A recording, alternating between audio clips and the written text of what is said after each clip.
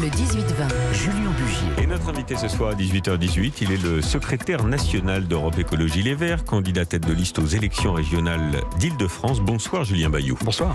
Merci d'être avec nous dans Europe Soir. Alors on va parler programme, dynamique de ces élections régionales pour les Verts, mais aussi pour les autres partis, notamment le Rassemblement National.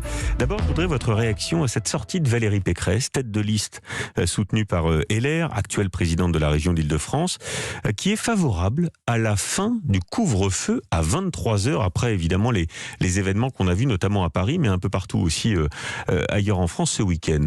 Votre réaction? En fait, on a besoin d'organiser la sortie de cette situation. Il y a encore un enjeu de vaccination d'une large partie de la population. On a à la fois besoin d'organiser la sortie et puis de prévenir quand même un risque de quatrième vague à ce compte-là, oui. Notamment sur les variants. Moi, je crois fondamentalement, je l'ai dit depuis le début de cette crise, il faut beaucoup d'humilité. Je crois que les annonces à l'emporte-pièce de la part d'élus locaux en campagne ne me semblent pas les meilleures manières de traiter cet enjeu principal de la santé. Mais c'est vrai qu'on voit que la police a de plus en plus de mal à faire respecter le couvre-feu et que les Français n'en comprennent plus la logique. Et en fait, tout l'enjeu, c'est toujours pareil. De la clarté, de la cohérence et de la concertation. Et donc évidemment, si vous me dites qu'à Roland-Garros, le couvre-feu, c'est la question que j'allais vous poser. Le couvre-feu fonctionne pas, mais que les gamins qui ont tout donné, tout sacrifié pour la santé de nos aînés, peuvent pas faire la fête, c'est incompréhensible. Vous pensez que c'est un symbole de classe ? Et oui, malheureusement, en fait, c'est pas possible d'avoir deux poids deux mesures. C'est un peu comme, si vous vous souvenez, la réouverture anticipée du Puy du Fou, parce que M. De Villiers était un ami d'Emmanuel Macron, quand les théâtres et toutes les salles de sport tiraient la langue. Donc on garde le couvre-feu à 23h, et sans exception, ni pour Roland-Garros, ni pour les matchs de foot, parce que demain il y a le match de foot contre l'Allemagne de la France, ça va être compliqué. À 21h, et on va le suivre, et normalement, 90 minutes plus la pause, ça nous amène juste avant 23h. Non, voilà. Mais plus sérieusement, voilà, clarté, cohérence, on a besoin de savoir à quoi s'en tenir jusqu'à la fin juin, mais ne faisons pas d'exception pour les plus aisés, évidemment. Bien, message reçu.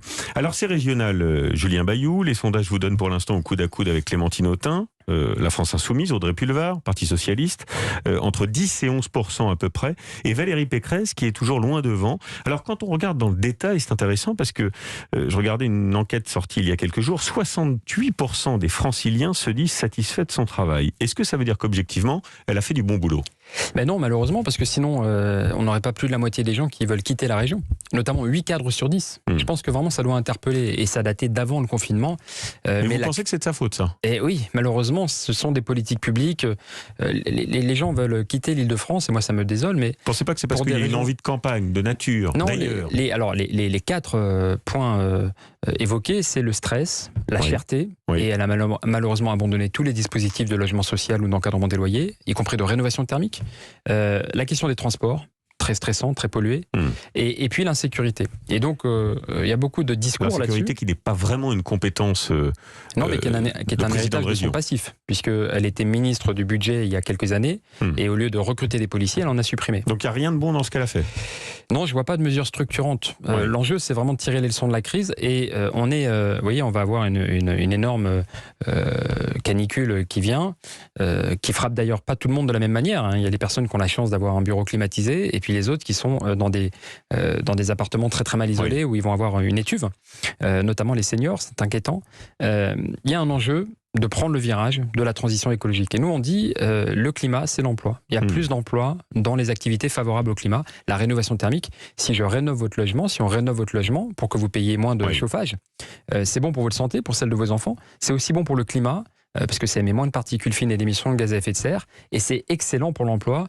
On peut avoir un emploi tous les 10 logements rénovés. Alors, l'union de la gauche au second tour, est-ce que c'est celui qui sera en tête qui la portera, cette union ? Oui, moi, fondamentalement, je pense que c'est l'écologie qui est dans la centralité des débats. Là, aujourd'hui, tous les discours sont verts, sur le vélo, sur les transports, sur l'agroécologie. Mais c'est votre force et votre faiblesse. C'est-à-dire que tous les candidats sont devenus écolos aujourd'hui. Moi, je peux que m'en réjouir. Vous savez, on a tellement bataillé pour la bio dans les cantines, en soutien aux aux maraîchers. On a tellement bataillé pour le vélo, souvent sous les critiques ou les moqueries.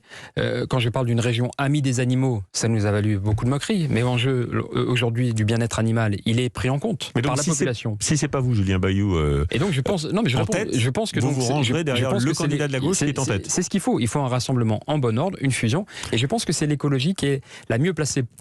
Pour arriver en tête au premier tour et l'emporter au second. C'est ça le vote utile. C'est ça le vote utile, c'est le vote pour le climat et pour l'emploi et pour la santé. Parce que Clémentine Autain n'est pas Jean-Luc Mélenchon, mais ils viennent du même parti politique, du même bord, la France Insoumise. La présidente sortante Valérie Pécresse a renvoyé dimanche dos à dos l'extrême droite de Marine Le Pen et donc l'extrême gauche de Jean-Luc Mélenchon. Est-ce que vous, à titre purement personnel, et pour les valeurs que vous défendez, est-ce que vous êtes à l'aise avec le virage pris par Jean-Luc Mélenchon depuis quelques temps? Vous entendez Valérie Pécresse renvoyer dos à dos Clémentine Autain, qui est députée, et Marine Le Pen, dont le parti a été fondé par les Waffen-SS. Si, elle dit l'extrême droite. Non mais moi je suis sidéré. Vous êtes à l'aise avec les prises de position récentes de Jean-Luc Mélenchon? Je vais vous dire, pour moi l'extrême droite est une ennemie de la démocratie. Ils méprisent la justice. Et on a bien vu qu'il y a des masculinistes, des énergumènes isolés qui tirent sur nos gendarmes. C'est eux le danger pour le pays. Alors oubliez ce qu'a dit Valérie Pécresse. Mais c'est important, parce qu'il fut un temps où il y avait une droite dite républicaine, celle de Jacques Chirac, celle de Philippe Séguin, qui disait cordon sanitaire. Il n'y a pas de différence, c'est une différence de nature entre la droite et l'extrême droite. Et là, on voit bien que pour une partie de la droite dite républicaine, eh bien, l'extrême droite, des fois, c'est une bêtise, c'est un marchepied, c'est peut-être même un allié. L'existence même d'un grand parti de gauche qui a permis l'arrivée au pouvoir de François Hollande, qui a permis l'arrivée au pouvoir de François Mitterrand à son époque, l'union des gauches. Est-ce que c'est possible aujourd'hui avec Jean-Luc Mélenchon? Parlons du fond, parlons de l'écologie. Je vous dis, par exemple, un plan d'investissement vert de 3 milliards d'euros pour 200 000 emplois. C'est ça que nous voulons faire arriver en tête au soir du 20 juin. C'est le vote utile pour le climat et pour l'emploi. Et sur cette base de ce projet, arrivé en tête, nous proposerons à toutes les forces qui le souhaitent de se rassembler pour une alternative écologiste et sociale à la politique de Valérie Pécresse qui ne fonctionne pas pour l'Île-de-France. Alors justement, dans vos propositions, Julien Bayou, il y a le fameux Green New Deal doté de 3 milliards d'euros. C'est un grand plan de relance d'investissement vert, pour l'économie francilienne, économie circulaire aussi, écologie circulaire. Et puis il y a cette proposition qui a surpris. Votre idée, transformer l'aéroport du Bourget en grand parc. Alors le Bourget, c'est le premier aéroport d'affaires d'Europe, c'est 50 000 rotations par an, c'est 9 000 emplois. Le salon de l'aéronautique international également, organisé tous les 2 ans. Des jardins publics à la place des jets privés. Alors sur le papier, on est tous d'accord, mais franchement, est-ce réaliste? Engageons la réflexion. Vous savez, l'industrie aéronautique est déclinante. Il y a malheureusement 30% d'emplois qui vont être supprimés sur le pôle de Roissy. Et Bourget, c'est pas l'aéroport que tout le monde prend. Mais ça rapporte du business et ça fait des emplois. C'est 50 000 jets privés. Donc beaucoup de nuisances, beaucoup d'infrastructures pour quelques-uns. Qui ont d'ailleurs continué pendant le confinement, et énormément de nuisances. Je crois qu'on sous-estime drastiquement le cauchemar, le calvaire que c'est pour les riverains. Il y a un couvre-feu à Orly, par exemple, la nuit. Mais il n'y en a pas à Roissy ni au Bourget. Ce qui fait que vous avez des gamins, toute la nuit, il y a des avions qui partent, et évidemment ça engendre des retards scolaires. Donc, je vous pose une vraie question de fond. Je comprends votre réponse, mais je vous pose une vraie question de fond. Bien. Je vous pose une vraie question de fond. La pollution numérique, on en parle peu, d'Internet, des réseaux sociaux. Attendez, vous pouvez pas. Pardon, je dois terminer sur le Bourget parce que lancer comme ça a l'air d'une réflexion comme ça un peu improvisée. Les nuisances. Sur la base aérienne 217 à Cœur d'Essonne, Éric Brève, qui est le président de Cœur d'Essonne, a profité entre guillemets du désengagement de l'armée pour une reconversion de cette base. C'est en Essonne, c'est à quelques kilomètres de Paris. C'est merveilleux. Vous avez la ferme d'envol, de l'agroécologie. Vous avez même des entrepôts. Le Bourget, c'est l'attractivité aussi business de Paris. Pour le cinéma. Voilà. Eh bien, nous disons, il faut plafonner le nombre de vols en Île-de-France parce que c'est extrêmement polluant et y compris une nuisance sonore. Et reconvertir, non seulement pour des parcs, comme l'ont fait les Allemands avec le parc de Tempelhof. Et pour l'agriculture locale, c'est ce que vous avez dit. Et l'économie circulaire, comme vous le mentionniez. Non, mais je vous pose la question parce que la pollution numérique, vous en parlez très peu chez les Verts, Internet, les réseaux sociaux. D'ici 2040, ce sera 7%, j'ai regardé, des émissions de CO2. Le transport aérien, c'est moins de 5%. Alors, plutôt que de supprimer les avions, est-ce qu'il ne faudrait pas supprimer les comptes Instagram de tout le monde? Il y a un endroit, là c'est encore, évidemment ça c'est pas forcément la région qui peut le faire, mais il y a un endroit sur lequel on peut agir, et en traduisant très concrètement les propositions de la Convention citoyenne pour le climat, vous savez, c'est dans les transports, ces écrans numériques. Donc c'est extrêmement énergivore, ça consomme comme une famille de 4 pour de la surconsommation, et vous pouvez pas échapper le regard, parce que ça bouge, parce que ça vous happe le regard, ça participe au stress publicitaire. Élu à la présidence de la région, gérant les transports, nous supprimerons cette pollution numérique, effectivement. Bien. Merci Julien Bayou. Je crois que vous avez une grande confrontation ce soir avec les différents candidats. Absolument. À Un vrai débat démocratique, c'est intéressant. Combien de pourcentage au premier tour vous estimerez que le pari est réussi?